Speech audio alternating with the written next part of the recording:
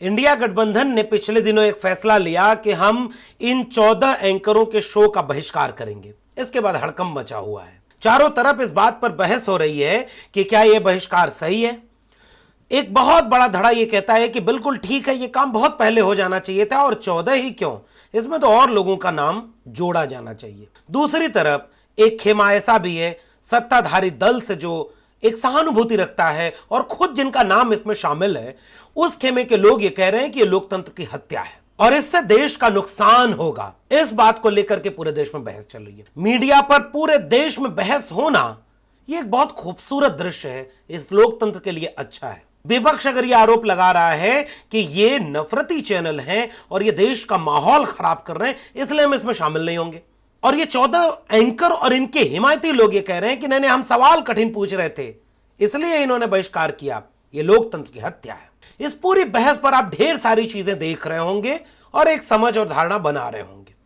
अच्छा है, लेकिन इस पूरी बातचीत में एक हिस्सा और है जिस पर आपको सोचना होगा और उसके लिए ठीक यही वक्त उचित है। ये नफरती माहौल बनाने के लिए टीवी एंकर क्यों कामयाब हो जा रहे हैं? इसके पीछे कोई ऐसा एंगल भी है क्या कि पूरे टीवी की दुनिया में डाइवर्सिटी नहीं है? कल्पना करिए अगर एक आदिवासी, एक पिछड़ा, एक अल्पसंख्यक, एक महिला जो इस बात की समझ रखे कि उसके तबके के मुद्दे क्या हैं जो देश हित से जुड़े हैं, तो शायद ये नफरत का माहौल कम हो पाता।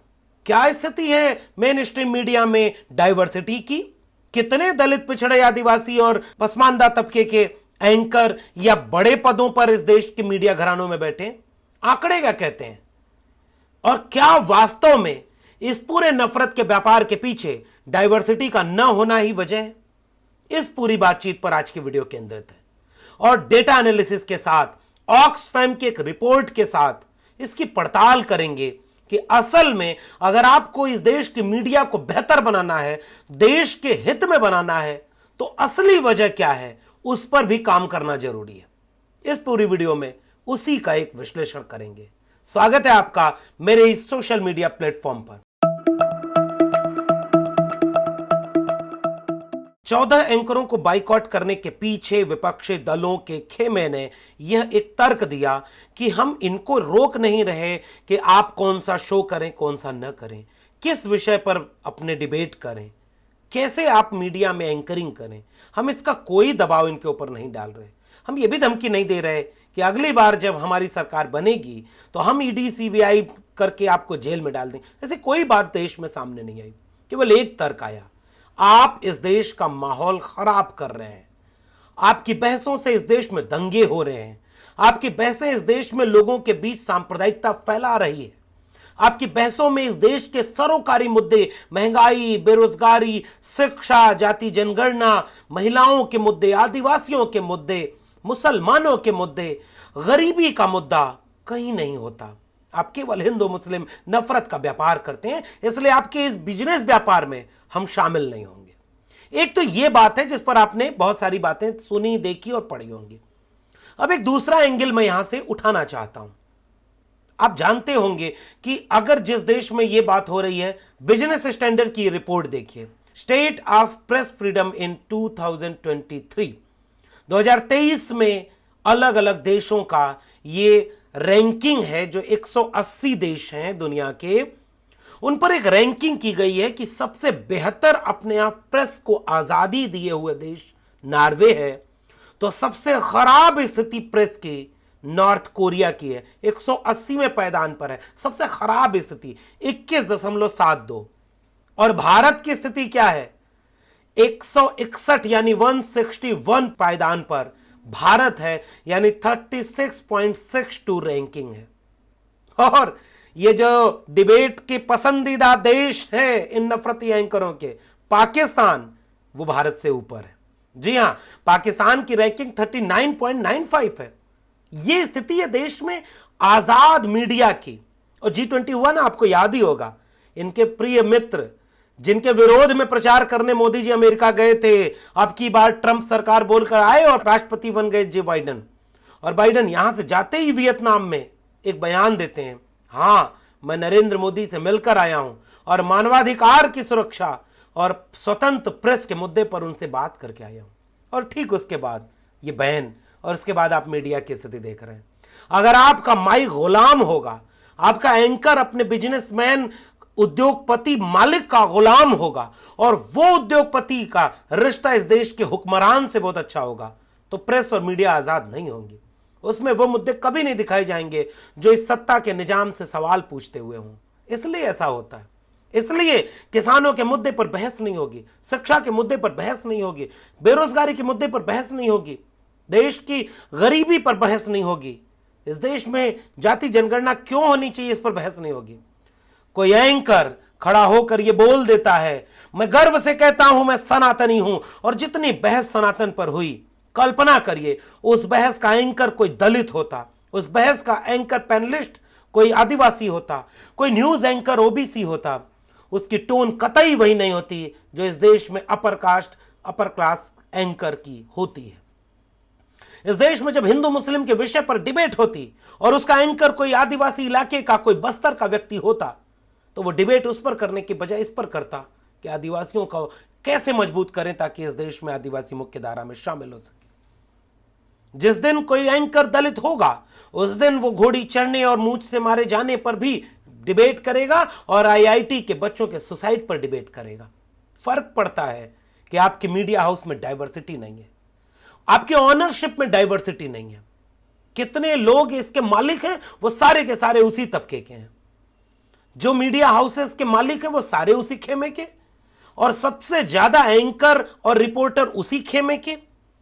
इसलिए अधिकांशतः बहुत थोड़े से अपवाद हैं जिनके जहन में भारत का संविधान है, आइडिया ऑफ इंडिया है, बाकी एक राय से वही भाषा बोलते हैं जो बीजेपी का प्रवक्ता बोलता है। इसलिए मैं अब एक सवाल उठाने जा रहा हूं कि अगर न्यूज रूम में डाइवर्सिटी होती तो यह नफरत का व्यापार इतना तो कभी नहीं फैल पाता।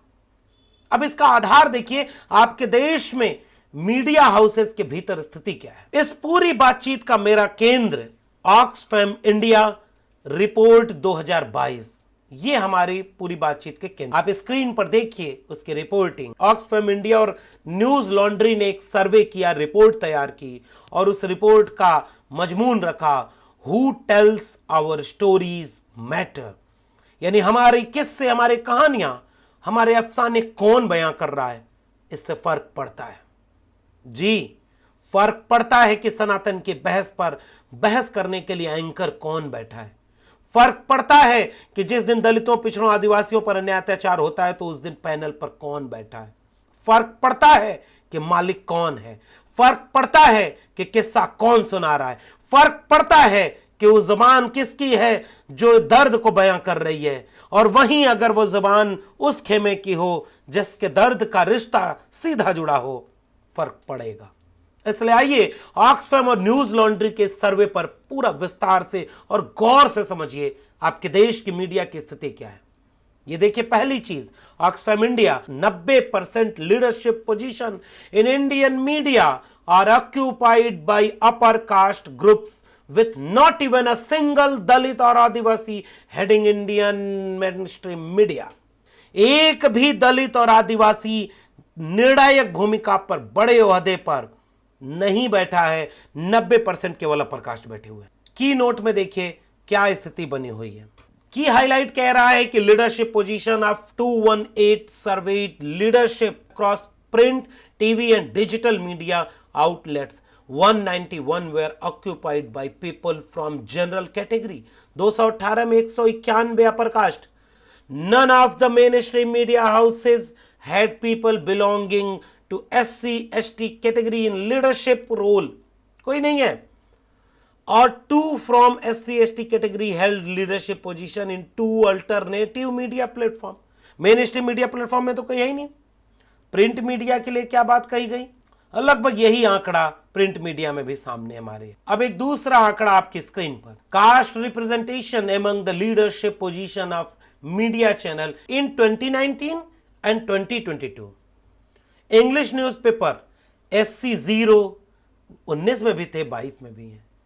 ST 0, OBC केवल 2.94% जो अब हुए हैं, जनरल कैटेगरी 94.12%, ध्यान रखिएगा 2019 में 91% थे, 94% 2022 में हो गए, बढ़ गए। हिंदी न्यूज़पेपर में यह आंकड़ा शेड्यूल कास्ट के 3.2%, शेड्यूल ट्राइब का एक भी व्यक्ति नहीं है, ओबीसी के 6.4% हैं और जनरल कैटेगरी के लगभग 84%। इंग्लिश न्यूज़पेपर चैनल में शेड्यूल कास्ट के 1.64, शेड्यूल ट्राइब फिर से 0, ओबीसी 3.28%।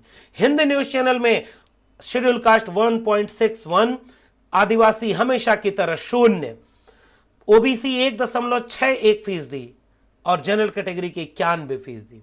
मैगजीन में 3.57%, शेड्यूल कास्ट 0%, आदिवासी 3.57%। डिजिटल मीडिया में 11%, शेड्यूल कास्ट 2.78%, शेड्यूल ट्राइब और 5.56%, ओबीसी 77.78%, अपर कास्ट। इस आंकड़े के बीच में मैं रोककर आपका फिर से व्यवधान डालना चाहता हूं। आपको आबादी पता है इस देश में कितने फीसदी शेड्यूल कास्ट, शेड्यूल ट्राइब और ओबीसी हैं? आपको ध्यान रखना होगा कि जातिवार जनगणना शेड्यूल कास्ट और शेड्यूल ट्राइब की तो होती है, इसलिए उसके आंकड़े तो मिल गए। 16.6% 2011 की जनगणना के तहत शेड्यूल कास्ट है, 8.6% आदिवासी हैं। और आपके न्यूज चैनल में कितने हैं? आदिवासी तो हर जगह 0 है। और पता है एक बात और आपको बताऊं, मैं वीडियो जल्दी ही बनाऊंगा और देखिएगा मेरे चैनल पर। आदिवासियों के इलाके में मैं जाता हूं, लाखों की तादाद में वो रैलियां करते हैं, सामाजिक सम्मेलन करते हैं और कार्यक्रम करते हैं। और इस देश में 500 लोग के कार्यक्रम को नेशनल खबर बनाई जाती है। और आदिवासी राजस्थान, मध्य प्रदेश, छत्तीसगढ़, गुजरात, झारखंड, मैं हर जगह गया हूं आदिवासियों के कार्यक्रम में, लाखों की तादाद में होते हैं और उनकी खबर कहीं नहीं होती है, 0। क्योंकि देखिए वो कहीं खबर बनाने वालों में है ही नहीं, 0 है। इस देश के क्या 8.6% आबादी केवल जनसंख्या रजिस्टर पर दर्ज एक संख्या है, क्योंकि देश की मीडिया घराने में वो 0 है, इसलिए उनकी खबरें नहीं है। आदिवासी के बाद शेड्यूल कास्ट की आबादी 16.6% है और शेड्यूल कास्ट की मीडिया में भागीदारी 1%, 2%, 3%। और उससे बड़ी बात, मंडल कमीशन की रिपोर्ट माने, क्योंकि जाति जनगणना तो बीजेपी करा नहीं रही, मंडल कमीशन कहता है 52% आबादी इस देश में ओबीसी की है। और अगर आज जनगणना हो जाए तो दावा है इस देश के तमाम बुद्धिजीवियों का 55 से 60% आबादी ओबीसी की होगी। और मीडिया में भागीदारी 2%, 4%, 5%, यानी 52-55% जो आबादी है उसकी आबादी 5%, जो 16% है, 8% है, उसकी आबादी 0, 1, 2%, और जो 15% है उसकी आबादी 95%। तो खबरें किसकी होंगी? और अगर मीडिया में डाइवर्सिटी नहीं है तो इसका असर पड़ता है कि खबर कौन सी दिखाई जा रही है। यह बात बिल्कुल ठीक है कि इसका निर्णय कि खबर कौन सी दिखाई जाएगी ये उनके मालिक लेते हैं, और मालिक का इस देश के हुक्मरान, जिले, इलाई, शहंशाह हिंदुस्तान से सीधा रिश्ता है। वो दोनों दोस्त हैं, तो खबरें वहां बैठकर तय होती हैं, ये बात बिल्कुल ठीक है। लेकिन वहां तो कोई नहीं है, SC, ST, OBC इस देश के मीडिया घरानों का मालिक कहीं है ही नहीं। इसलिए अच्छी बात तो यह कि इस नफरत के व्यापार में SC, ST, OBC शामिल नहीं है। इस बात की तो खुशी है, जो थोड़े बहुत हैं वो नौकरी करके उनकी गुलामी कर रहे हैं। इसलिए मैं ये डेटा आपके सामने ले आ रहा हूं कि इस बात पर विचार करिए कि जब आपके लोग मीडिया में नहीं है, और याद रखिएगा आरक्षण को गाली देने वालों जो कहते हैं ना कि आरक्षण नहीं होता तो भी देश में यही होता, देखो मीडिया में आरक्षण नहीं है, और देख लो लीडिंग कैपेसिटी पर जो निर्णय लेता है, जो डेस्क पर बताता है कि कौन सी खबर चलेगी, कौन सी खबर नहीं चलेगी, किस मुद्दे पर बहस होगी, किस पर बहस नहीं होगी, कौन बहस में भाग लेगा और किसको बिल्कुल नहीं बुलाना है, यह निर्णय लेने वाली पोजीशन में इस देश में एक भी SC और ST नहीं है मीडिया घराने में। एक आध कहीं अपवाद में कोई OBC होगा, वरना सारा निर्णय कौन ले रहा है? और ये बिना आरक्षण के लोग आए हैं, ये बिना आरक्षण वाले इस देश को इतना बर्बाद कर दिए कि उनके शो में जाने के लिए लोगों को रोकना पड़ा। इसलिए थोड़ा आरक्षण पर बोलते समय बच के बोलना। एक और आंकड़ा देखो अपनी स्क्रीन पर, यह पूरा आंकड़ा आपकी स्क्रीन पर है कि media outlet debate on caste and tribal issue, news 18 0.5%, India today 2.5%, mirror now 0, NDTV आधा फीसदी, रिपब्लिक टीवी 0, संसद टीवी 0, टाइम्स नाउ 1.2, कुल मिलाकर के कास्ट इशू और आदिवासी के मुद्दे पर 0.5% बहस होती है इस देश में। Debate on religious identity and communal politics, सांप्रदायिक राजनीति पर सांप्रदायिकता के शिकार कितने लोग हो रहे हैं। News 18 8%, India today 13%, mirror now 3%, NDTV लगभग 3%, रिपब्लिक टीवी 1.1%, संसद टीवी 0, टाइम्स नाउ 14, कुल मिला के 4.8। अगली चीज आपकी स्क्रीन पर देखिए, where trust in the news is highest and lowest. इसमें मैंने बताया 8% ट्रस्ट केवल भारत के लोगों का है। फिनलैंड 65% के साथ सबसे नंबर 1 पर, यूनाइटेड स्टेट 29। इसका मतलब समझ रहे हैं इस डेटा का मतलब कि इस देश की मीडिया पर केवल 30% लोगों को भरोसा है, बाकी 64% लोग इस देश की मीडिया पर भरोसा नहीं करते। यह है इस देश की मीडिया की वास्तविक स्थिति। अगला आंकड़ा आपकी स्क्रीन पर, caste representation among the editors and proprietors of the all media 2021-22।